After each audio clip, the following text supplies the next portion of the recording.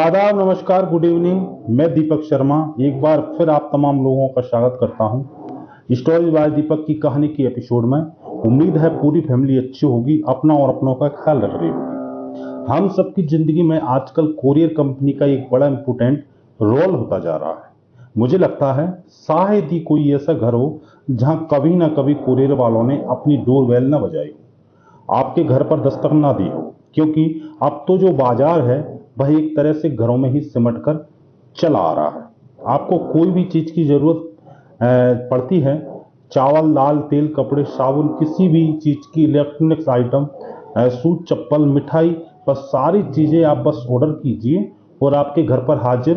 बतौर courier company हम लोगों की जिंदगी का एक हिस्सा है। और आज की कहानी इसी कोरियर कंपनी में काम करने वाले कोरियर बॉय की है। कैसे एक शख्स अपना एक दिमाग लगाता है और इसी कोरियर कंपनी के थ्रू कैसे वह कुछ लालच में पड़ता है और फिर उसके हाथों एक कत्ल होता है, और उस कत्ल के बाद कोई सिरा सुराग नहीं, कोई सिरा नहीं, कोई और पुलिस सिर्फ एक वजह से कैसे उस कातिल तक पहुंचती है। कहानी है बेंगलुरु की। बेंगलुरु से करीब 149 किलोमीटर दूर एक इलाका है जिसका नाम है आरासी केरे। इसी आरासी केरे में हेमंत नाम का एक लड़का रहा करता था। हेमंत ने ग्रेजुएशन तक पढ़ाई की, लेकिन फाइनल ईयर से पहले फिर उसने पढ़ाई छोड़ दी और उसके पिता की डेथ हो चुकी थी। एक भाई था, उसका नाम था मांझा नायक। वह उसके साथ और अपनी मां के साथ बेंगलुरु के इसी आरा सिकरे इलाके में रहा करता था। पढ़ाई छोड़ने के बाद वह बेंगलुरु चला गया किसी नौकरी की तलाश में, लेकिन फिर उसे मन नहीं लगा, वापस तो अपने शहर आ गया। शहर आने के बाद उसने इधर उधर हाथ पैर मारे और आखिरकार एक कोरियर कंपनी में काम करने लग जाता है। कोरियर कंपनी भाई जो आपको सारे सामान घर तक पहुंचाती है, इसका नाम था कोस्ट लॉजिस्ट, कंपनी का नाम था कोस्ट लॉजिस्ट। ठीक ठाक जिंदगी चल रही थी हेमंत की।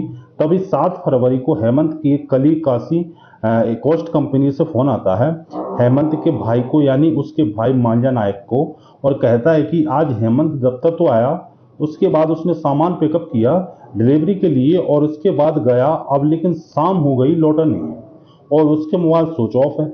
अब जब आप कोरियर कंपनी में काम करते हैं, इस तरह के डिलीवरी बॉय के तौर पर तो आपका मोबाइल बहुत जरूरी है, क्योंकि अगला कहाँ देना है, कैसे मिलना है कस्टमर का नंबर। लेकिन फर्स्ट डे ऐसा था कि उसका मोबाइल स्विच ऑफ था। तो उसने कहा कि बड़ी फिक्र हो रही है, देखो कहाँ है अम्मा जा। को भी फिक्र हुई उसके भाई की। उसने इधर उधर तलाश किया। 7 फरवरी की बात है, पूरी रात ढूंढता रहा। जब रात तक नहीं मिलता तो 8 फरवरी 2023, लास्ट ईयर की बात है, 8 फरवरी 2023 को मांझा पुलिस स्टेशन पहुंचता है और पुलिस के पास जाकर रिपोर्ट लिखाता है कि उसका छोटा भाई जिसका नाम हेमंत है, कोरियर कंपनी में काम करता है, कल दफ्तर से निकला है और गायब है और उसका मोबाइल स्विच ऑफ है। अमूमन ऐसे मिसिंग केस में पुलिस कई बार क्या करती है कि उससे लगता है कि कहीं अपनी मर्जी से चला गया होगा, घूमने चला गया होगा, दोस्तों के साथ चला गया होगा, कुछ चीजें घर वालों से छुपाते हैं नौजवान, तो उसको छुपाने के चक्कर में चला गया होगा। 1-2 दिन में लौट आएगा। तो पुलिस रिपोर्ट तो लिख लेती है, लेकिन इतनी सीरियसली उसको ढूंढना नहीं चाहती और ऐसे केस हर दिन दिनों दिन के हिसाब से थाने में आते हैं। तो पुलिस ने हेमंत की गुमशुदगी की रिपोर्ट तो लिख ली, लेकिन ये सोचकर बैठ गई कि ये नौजवान लड़का कहाँ जाएगा। दिन बीतने लगा। अब पुलिस पहुंच के कुछ हुआ कि पुलिस कहेगी हम ढूंढ रहे हैं, मिल नहीं रहा। करीब 8 दिन बीत जाते हैं। 8 फरवरी को गुमशुदगी की रिपोर्ट लिखाई थी और 16 फरवरी की तारीख आ जाती है। 16 फरवरी को अचानक जिस शहर में है आरासी केरे में रहा करता था हेमंत, उसी शहर की एक रेलवे ब्रिज के नीचे एक लावारिस लाश मिलती है। लाश की सूचना पुलिस को मिलती है। पहले रेलवे पुलिस लाश को उठाती है, उसके बाद लोकल पुलिस को खबर करती है, क्योंकि पोस्टमार्टम जब होता है तो पता चलता है कि उसको चाकू से स्टेप किया गया। और दूसरी बात यह थी कि उस लाश को जलाने की कोशिश की गई, इसलिए उसका चेहरा बहरा सब बिल्कुल पहचानने लायक नहीं है। तो जब लाश को जलाने की बात सामने आई, चाकू से स्टेबिंग की बात सामने आई, तो सिंपल केस मर्डर का हो गया। तब लोकल पुलिस ने एक मर्डर का केस दर्ज किया, लाश को कब्जे में लिया। और जब इस लाश के बारे में पुलिस स्टेशन में पता चला चूंकि लोग हर पुलिस स्टेशन को खबर दी गई कि इसकी थाना में मदद करो, जो उस पुलिस स्टेशन में भी यह खबर पहुंची कि जिस स्टेशन में हेमंत की गुमशुदगी की रिपोर्ट थी। तो एक पुलिस वाले ने कहा कि यार चलो उसको देख लेते हैं, कहीं ऐसा तो नहीं। फिर हेमंत के भाई को मांझा को फोन किया गया, उसको बुलाया गया और एक सरकारी अस्पताल के मुर्दा घर में ले जाया गया। वहां उसने लाश देखी, कुछ कपड़े अब भी चिपके हुए थे। उसने उन कपड़ों से पहचान की उसके भाई हेमंत की लाश है।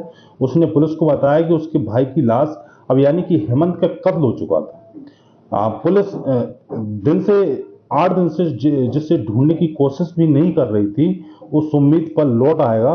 अब वह इस दुनिया में ही नहीं था। अब पुलिस पहली बार सीरियस होती है, 302 का मुकदमा दर्ज करती है।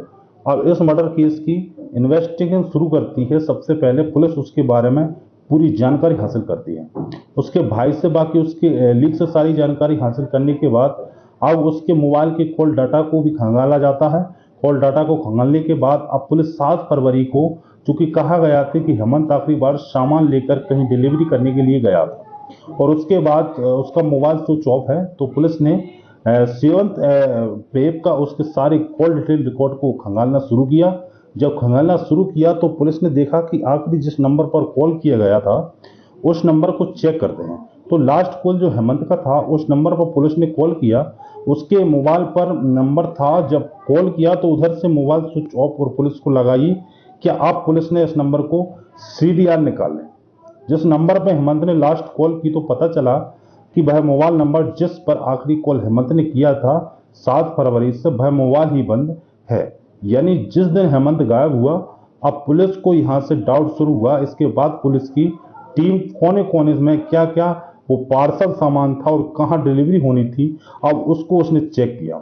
तो जब पुलिस ने चेक किया तो पता चला कि एक लास्ट इसको जहां यह लेकर निकला था वो उसी शहर का एक एड्रेस था और वहां पर जो नाम लिखा हुआ था वो था हेमंत दत्ता।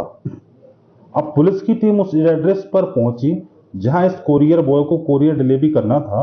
वहां जाकर उस पते को ढूंढती है, एक अपार्टमेंट को पता, लेकिन वहां जाकर पता चलता है यह कोई नंबर ही नहीं है और यह नाम कोई बंदा यहाँ रहता ही नहीं है। अब पुलिस को यह किया, जिस दिन से आखिरी कॉल किया वह मोबाइल बंद, जिस जगह पर लास्ट डिलीवरी करनी थी उस डिलीवरी पर जो नाम लिखा था वह भी फेक।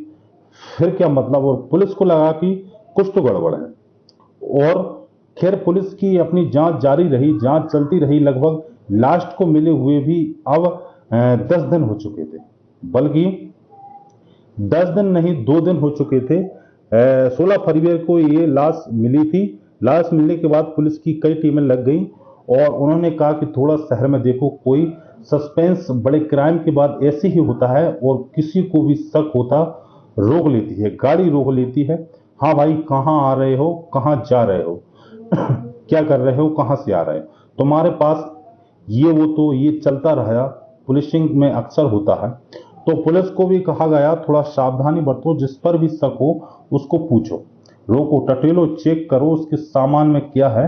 ऐसे ही 18 तारीख को एक पुलिस की टीम, पेट्रोलियम टीम, सड़क पर ड्यूटी पर लगी हुई थी। लाश मिलने के 2 दिन बाद की बात है, 18 फरवरी 2023। तो तभी पुलिस की टीम पेट्रोलियम कर रही थी। अचानक नजर पड़ती है कि एक सामने से नौजवान आ रहा है और वो बड़ी तेजी से आ रहा है और उसके पीठ पर एक बैग थोड़ा भारी है। तो पुलिस को पता नहीं क्यों उसकी चाल और दाएं बाएं जिस तरीके से वो देखती हुई चल रहा था और तेज कदमों से चल रहा था, तो उसकी पूरी बॉडी लैंग्वेज, उसकी हरकत, उसकी रफ्तार, उस बैग को देख उस पर ऐसे डाउट होता है कि लगता पता नहीं कि कोई चोर वोर तो नहीं है। तो जैसे ही करीब आता है पुलिस की टीम उसे रोक लेती है, पूछती है कहाँ जा रहे हो, क्या कर रहे हो। तो उसके चेहरे पर और घबराहट आ जाती है। पुलिस कहती है कितना भारी सामान क्या है, बैग खोलो। तो कहता नहीं, हम तो नहीं, कहीं जा रहे हैं घूमने के लिए। तो पुलिस को लगता है बैग में उसके कोई आदमी घूमने जाता है तो उसने अपने कपड़े बाकी चीज रखा है।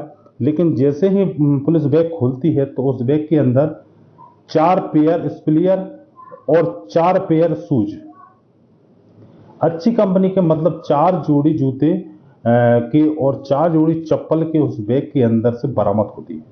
अब पुलिस जब उसको देखती है कि यार ये बंदा 4 जोड़ी जूते और चप्पल क्यों लेके जा रहा है, वो पूछती है, वो सेक्टर फैक्ट्री जवाब नहीं दे पाता है। तब तुम या तो धंधा करते हो या कोई काम करते हो जूते चप्पल का, अब ये 4 जोड़ी और कुछ बैग में है नहीं, तो पुलिस को शक होता है।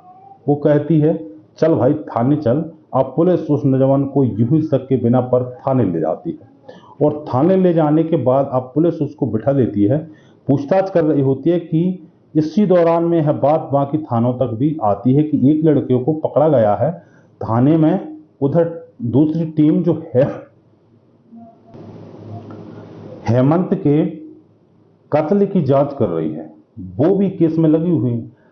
अब तब तक तफ्तीश यह पता चलता है कि जो 7 फरवरी की हेमंत जब लास्ट टाइम अपनी कंपनी से निकला था डिलीवरी देने के लिए, जिस हेमंत दत्ता के नाम और उससे पहले उसे एक और डिलीवरी देनी थी, और जो डिलीवरी देनी थी उसमें कुल 2 आइटम थे हेमंत दत्ता के अलावा।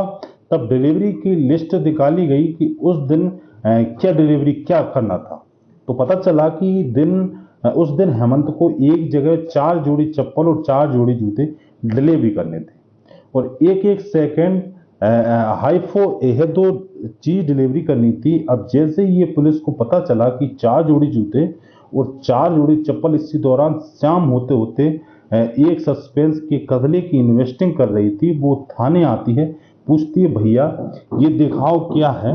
अब उस बंदे से पूछती है भैया तुम्हारा नाम क्या, तो कहता है मेरा नाम हेमंत है। अब जैसे ही नाम सुनाती है पुलिस कान खड़े, क्योंकि आखिरी ऑर्डर जो देना था 7 फरवरी को जहां निकला था वह हेमंत दत्ता का ही नाम पर था। अब पुलिस उसके सारी चीजें पता करती है, बताता है हेमंत दत्ता ही है। अब हेमंत दत्ता कई चीजें मिल रही हैं। अब पुलिस ने हेमंत दत्ता उस मोबाइल को फिर से लोकेशन को ट्रेस किया कि 7 फरवरी को हेमंत का मोबाइल का लोकेशन, और दूसरा हेमंत जो डिगीज है जो मारा गया उसको मोबाइल का लोकेशन, तो पता चला कि दोनों का लोकेशन एक ही जगह का था। कई सारी चीजें मैच कर रही थी। अब पुलिस ने हेमंत को उठाया और उसकी तसल्ली से उससे पूछताछ की, तो फिर हेमंत ने कहानी सुनाई, और उसी कहानी में बहुत सारी चीजें हेमंत की, एक कोरियर कंपनी में कोरियर के बॉय तौर पर काम किया करता था, अपनी माँ के साथ रहा करता था, पिता इसकी डेथ हो चुकी थी, एक भाई था, भाई अलग रहा था। हेमंत का कुछ महीने पहले लास्ट ईयर नवंबर दिसंबर में मोबाइल चोरी हो गया। आईफोन का मोबाइल था, उसे चाहिए था आईफोन। अब मोबाइल चोरी उसे लगा क्या आप करें, तो उसके एक सेकेंड हैंड का ऑर्डर दिया, जिस कंपनी में कोरियर अच्छा है, चूंकि कोरियर कंपनी में काम कर चुका था, इसे कोरियर कंपनी के बारे में बहुत सारी चीजें मालूम थी, फिर इसने नौकरी छोड़ दी और इधर उधर बेरोजगारता चाहिए क्योंकि खो चुका है। अब क्या करे, किसी भी कीमत पे चाहिए, तो उससे अचानक देखा कहीं एडवर्ट, तो उसने कहा कि एक आईफोन सेकेंड हैंड 45,000 रुपये का मिल रहा है। इसने बुक कर दिया और उसे लगा कि अगले दिन कुछ दिनों में 45,000 जोड़ लूंगा, लेकिन इत्तेफाक से जो डिलीवरी डेट थी उस डेट तक ये पैसे जुगाड़ ही नहीं कर पाया। 7 फरवरी को डिलीवरी होनी थी, 7 फरवरी को इसने अपना एड्रेस दिया था फेक नाम से। अब हेमंत डिलीवरी देने के लिए इसके घर पहुंचता है, शाम को वहां पहुंचता है, वो ले जाकर फोन का डब्बा देता है, तो कहता है कि नहीं आप पहले डब्बा खोलो, क्योंकि कई बार शिकायत होती है कि इलेक्ट्रॉनिक्स आइटम में अपने आई का डिब्बा है, अंदर मालूम है कि ईंट निकल गया हो, फिर कोई मामूली फोन निकल गया हो, तो उसने कहा कि ठीक है, उसने कहा पानी पियोगे, पानी पिलाते हैं। अब हेमंत बेचारा आईफोन का डब्बा खोलकर दिखाने की कोशिश कर रहा है और इसी दौरान पानी के लिए उठता है। माँ उस दिन घर पर थी नहीं, किचन में जाता है और बजने चीज लाता है और पीछे से हेमंत के सर पर मार देता है। खून से लथपथ हेमंत गिर जाता है और फिर उसको चाकू से कई बार गोता मारने के बाद जब उसने लग जाता है कि वो मर चुका है, तो फिर उसकी लाश को बाथरूम में ले जाता है, ब्लड साफ करता है। अब उसके जो बाकी जो कोरियर उसकी डिलीवरी करना था, वह भी देखता है कि बैग एक बड़ा सा लाया था, जो आमतौर पर होता है, उसमें 4 शूज थे, अच्छी कंपनी के 4 स्लीपर थे, उसके निकलता है और धीरे धीरे फिर रात होने का इंतजार करता है। सब कुछ साफ करने के बाद बाहर जाता है, एक बोरी खरीदता है, बोरी खरीद कर लाता है, क्योंकि उसे डर था कि कहीं लाश यही रहेगी तो इस मिल से पकड़े जाएंगे। बोरी में लाश भरता है और उसके बाद रात होने के इंतजार करता है। फिर एक केरोसिन तेल खरीद कर लाता है। उसके बाद रात को बोरी में लाद के पैक कर नीचे से ले जाता है, अपनी स्कूटर पर रखता है और लेकर अपने मोहल्ले से दूर रेलवे ब्रिज के पास सन्नाटा होता है, वहां ले जाकर बोरी को क्रॉस तेल से उस पर डालकर आग लगा देता है। यह सब करने के बाद वहां से वापस आता है, मोबाइल को बंद करता है और निकल जाता है। चूंकि आईफोन को ऑर्डर देने के बाद भी वो 40 या 50 का इंतजाम नहीं कर पाया और उसे लगा कि अब तो मिलेगा नहीं, लेकिन यह फोन चला जाएगा, तो उसने कहा कि कोरियर बॉय को पैसे दूंगा ही नहीं, और या उसके सामने जो भी जिस तरीके से पेमेंट था, क्योंकि उसने पेमेंट जो था डिलीवरी के बाद वाला ऑप्शन, तो मुफ्त में फ़ोन लेने के लिए उसने अपने ही कभी हम पेशा हैं एक कोरियर बॉय की जान ली थी। इस पूरे केस में पुलिस ने सिर्फ उसके लास्ट कॉल और वह चार जोड़ी का जूते और चप्पल बिना इस केस को सुलझाया और कातिल पकड़ा गया। इसके बाद उसने कई बार कोर्ट में कहा कि पहले क्राइम की उम्र को देखते हुए, क्योंकि उसने उम्र 24 साल है और कोर्ट ने हर बार उसकी बेल को रिजेक्ट कर दिया और इस वक्त भी वो जुडिशियम कस्टडी में जेल में है। तो आज की कहानी, अब आपसे मुलाकात होगी कल रात 8 बजे की इस नई कहानी के साथ।